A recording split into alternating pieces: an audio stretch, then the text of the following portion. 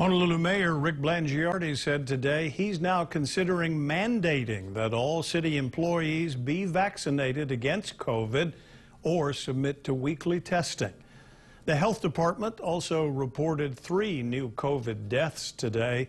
The state's vaccination rate is now 60.1%, with more than 2,600 or 900 doses of the vaccine administered yesterday.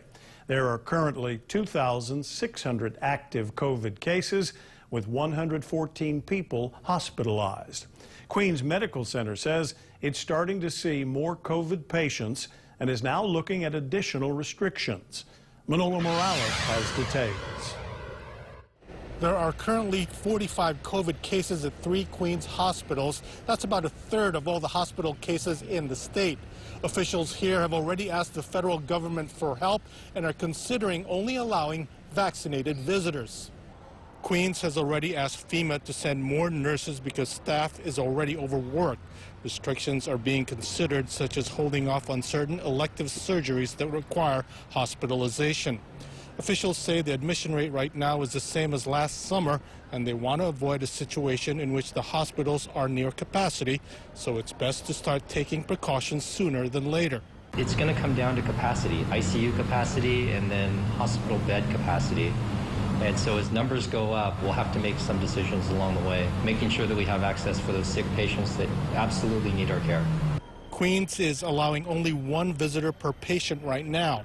Chang says if COVID numbers keep rising, the hospital might have to allow only vaccinated visitors. That's one of the considerations. Vaccinated visitors only makes sense, especially if we start seeing more community spread, because we're trying to protect our caregivers and our patients.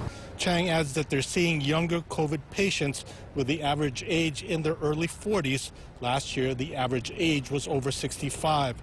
Queens is asking FEMA for 80 nurses at first and hoping for an additional 50 as a second wave. They would all be coming from the mainland, and Chang admits it might be hard because much of the country is going through a surge. According to the State Department of Health, Oahu and the Big Island have seen the biggest surges. In the past 14 days on Oahu, Waianae has reported 177 cases, Kapolei 128 cases, Wahiawa 105. The vaccination rate in those areas is 35% or less. On the Big Island, Kailua Kona and Hilo each reported 130 cases in the past 14 days, but their vaccination rates are considerably higher. Health Director Dr. Libby Char points out that within any zip code, there are pockets of unvaccinated people, which is probably where the surges are happening.